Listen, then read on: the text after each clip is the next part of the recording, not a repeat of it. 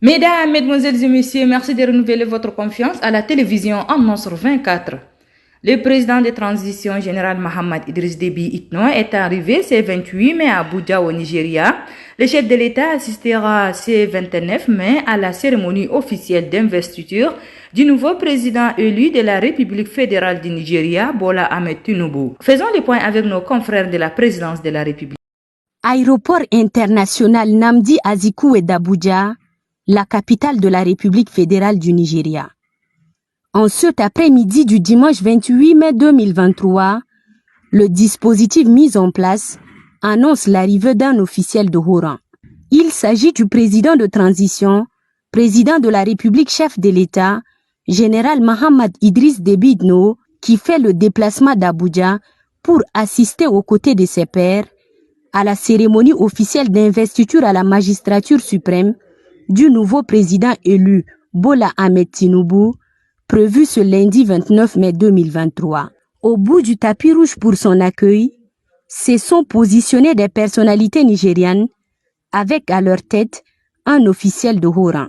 Elles avaient à leur côté l'ambassadeur extraordinaire et plénipotentiaire de la République du Tchad auprès de la République fédérale du Nigeria, Abakar Saleh Chaimi, et le personnel de la représentation diplomatique tchadienne en poste à Abuja. C'est aux environs de 16 heures, sous un ciel nuageux, que l'avion transportant le président de transition, général Mohamed Idriss Déby Itno, s'est immobilisé. Le président de la République y descend, puis serre les mains de tous les officiels venus au bas de la passerelle pour l'accueillir. Ces chaudes poignées de main sont suivies des échanges de quelques amabilités et l'exécution des hymnes des deux pays.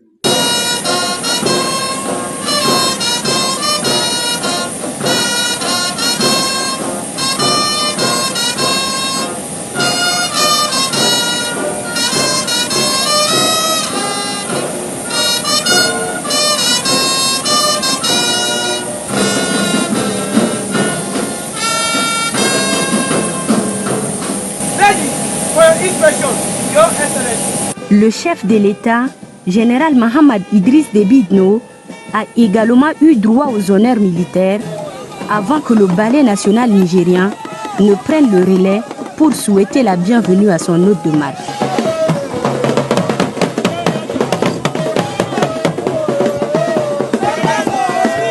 Le président de la République et son hôte se sont ensuite retirés au salon d'honneur où ils ont échangé pendant une dizaine de minutes sur des sujets d'intérêt commun. L'étape de l'aéroport terminée, la délégation présidentielle a mis cap sur le lieu de sa résidence en plein centre-ville d'Abuja. Le chef de l'État, général Mohamed Idriss Déby Itno, est accompagné dans ce déplacement de quelques ministres ainsi que des proches collaborateurs. Toujours dans le même cadre, quelques heures après son arrivée à Abuja, le président de la République, général Mohamed Idriss Déby Itno, a pris part à un dîner organisé à l'honneur du président sortant du Nigeria, Muhammadu Buhari. Retrouvons une fois de plus nos confrères de la présidence de la République. Muhammadu Buhari a cédé le pouvoir à son successeur Bola Ahmed Tinubu ce 29 mai 2023.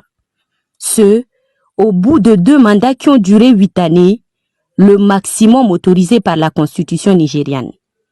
Pour marquer sa dernière nuit en tant que président de la République fédérale du Nigeria, Muhammadu Buhari a choisi de communier avec ses pairs dont la collaboration et le soutien ont permis l'aboutissement heureux de son règne.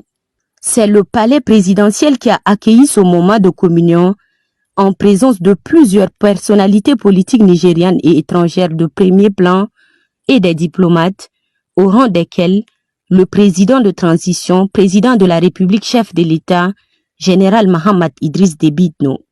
Moment de communion et de reconnaissance, mais aussi de passage en revue de ces 8 années à la tête du Nigeria.